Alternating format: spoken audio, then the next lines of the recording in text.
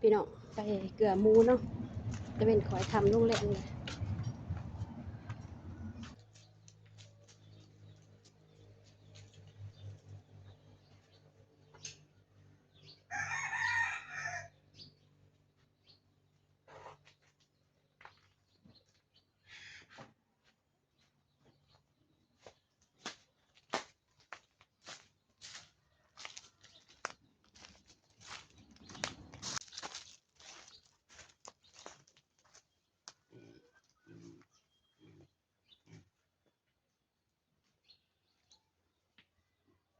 ว่าจะมาเกลือหมูพี่น้อง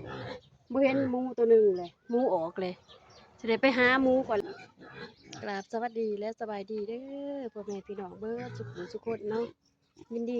ตอนรับทุกคนเข้าสู่สองวิถีชีวิตสาวนู่นน่ะเนาะแต่พอจะว่ามาหอดขอกงูแล้วว่าบ่เห็นหมูหน่อยตัวหนึ่งนี่ไปทางไหนเลยคือบ่ได้หาศอกหมูอีกบ่บัดนี้ไปพี่น้องไปหาลูกหมูหน่อยออกนี่บ่ฮู้ว่าไปทางไหนนี่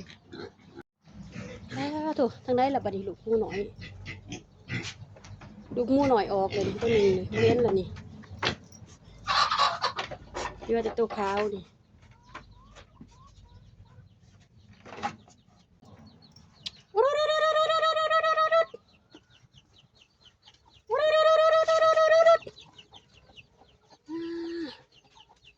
ไปทางไหนล่ะบัดนี้สิบ่ได้นำหาลูกหมูดำตัวนี้ล่ะบ่บัดนี้หมูออกพี่น้องเฮ็ดจะได้ล่ะบัดนี้สิไปหาทางไหนล่ะบัดนี้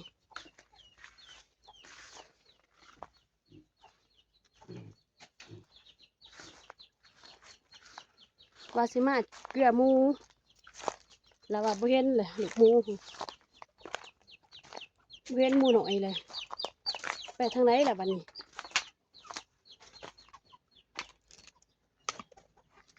หมูดำ3โตนี่เห็นแต่2โตอีกตัวหนึ่งไปอยู่ทางไหนล่ะบัดนี้บ่เห็นล่ะบัดนี้เฮ็ดจะได้ล่ะบัดนี้พี่น้องเอ้ยว่าติหลอดนี่ไปทางนี้แหละ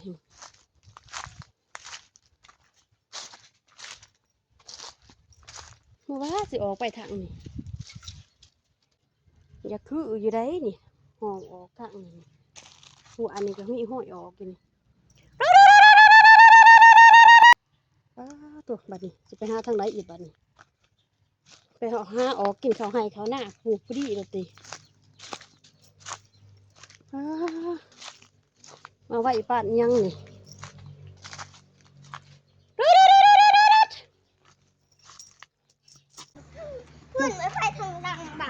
ไปน้ำนาเบิ้งมันไปทางไหนหมูออกแต่ขอกพี่น้องเอ้ยจะได้นำหาหมูอีกเลยไปหาลงเขาให้เขาหน้าท่าน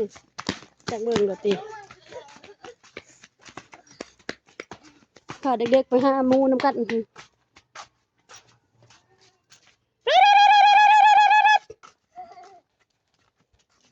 ทางไหนล่ะบัดนี้มันไปหาเบิ้งได้ลูกอันเด่นเห็นเลยเรียกทางมันทางมันหน่อยโอ้ยอย่าเล่นนั่นตีเท่าบ่เล่นซะเด้อบ่ไล่ซะสั่นมันสิยากยับออกซะทางหั่น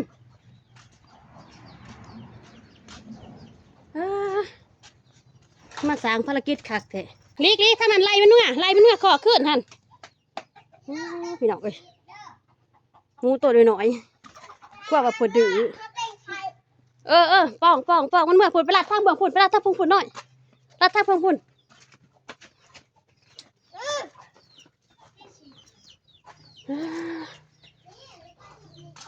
จื้อทางออกเด้อออกทางไหนล่ะกลับขึ้นทางนั้นเด้อไปทางไหนล่ะกลับขึ้นขอขึ้นเลยพี่น้องเอ้ยกลับขอขึ้นเลย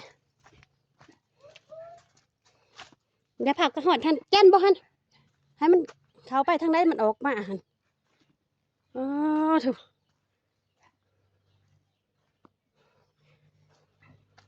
หูออกแต่บ่หูเขาเลยบัดนี้เอาแล้วทางไหนล่ะบัดนี้ไปลัดมันทางนั้นหันลัดมันทางนั้นเด้อบ่ให้มันไปทางอื่นเด้อน้อยมาทางพี่น้อยเอ้ย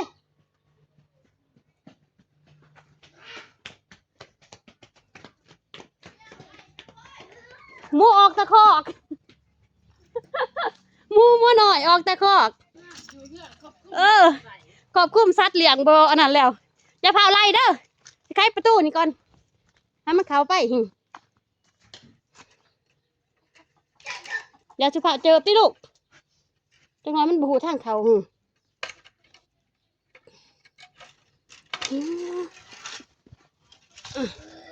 มาไล่มา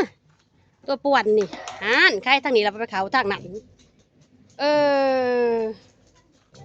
คักตัวป่วนนี่ไปเขาขอพุ่นทางไหนจะออกอันนั้นเอาคืนเด้อออกทางไหนล่ะเขาทางนั้นเด้อพี่ดอกเอ้ยใครแน่แต่ว่ามาทัด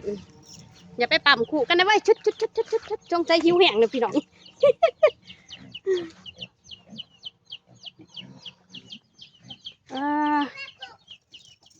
ถูกเดี๋ยวตักห้ามบุกเกลือถูกก่อนบังได้ยามันออกข้างนั้นเด้อเอาห้ามหุดให้เพิ่นก่อน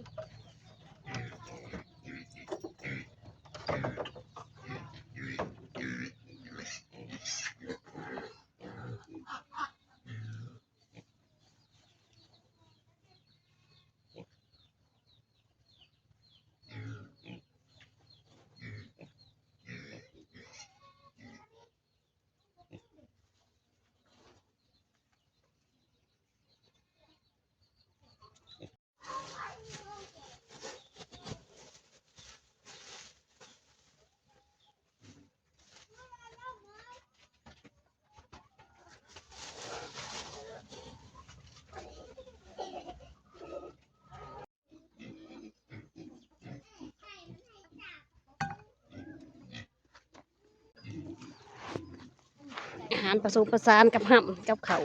ที่เราเลือกกินเศษอาหารนี่มาให้เพิ่น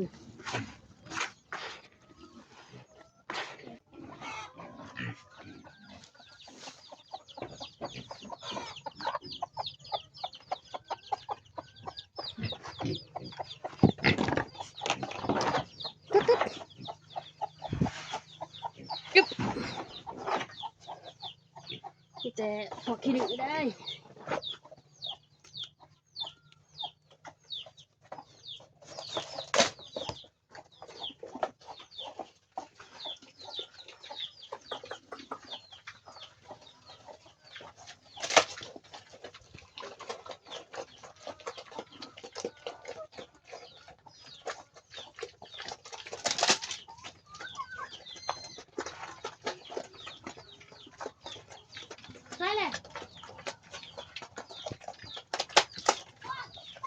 จอมป่วนเลยนี่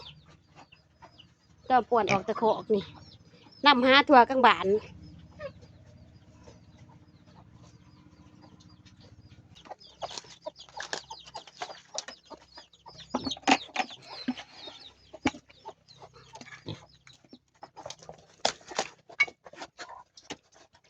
ตูสกาดเพิ่น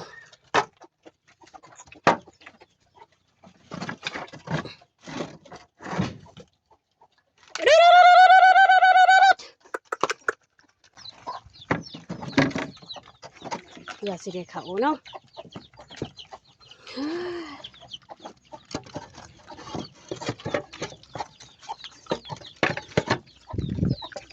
จักมันทางไหนเป็นคนออกนี่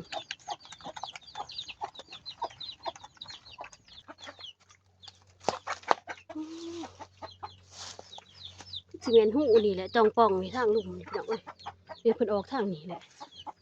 สิหาแนวมาปั่นไว้ก่อน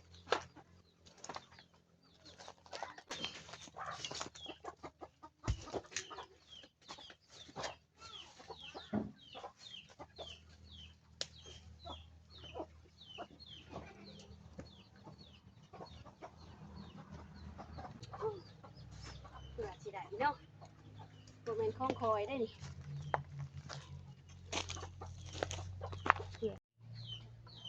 หม่อมแม่มืดมือเพื่อเป็นสิได้เขาขอกเนาะพูดสานุนาไปหาเลาะ2-3 ลังคืออันพุ่นท่าพุ่นออกหนอกหัวไปเนี่ยว่ะดีแต่ว่ามาทัน คันว่ามาบ่ทันมื้อนี้นี่สงสัยสิบ่ได้เข้าคอกเลยสิไปลงสิลงไปแถวตรงนี้ข้างหน้าเขาอู้ไปกินข้าวเขานี่พี่น้องเอ้ยจังงงหมดเลยจักสิเป็นจังไดแหละผู้ผาประกาศเนาะ มื้อนี้ก็เป็นมื้อของวันที่11แหละวันที่11เดือน11เลยพี่น้องเอ้ยนี่ก็ตะเวนข่อยคำลงแรงมาเกลือหมูยังว่าใครแน่แต่ว่าพอเพิ่นก็เลยว่าเพิ่นเขาคอกไว้กันบ่นำตอนค่ำนี่แฮงจักสิว่าซำใดแหละช่วงนี้ก็4โมงเลยตอน4โมงแลงเลยมาหาเลาะเกลือเพิ่นไปพี่น้องสิได้จบคลิปเพียงส่ำนี้เด้อพอกันใหม่คลิปหน้าเนาะขอบอกขอบใจหลายๆ FC ทุกผู้ทุกคนที่ว่าติดตามสองสาวนุนาบ๊ายบายพบกันใหม่คลิปหน้าเด้อ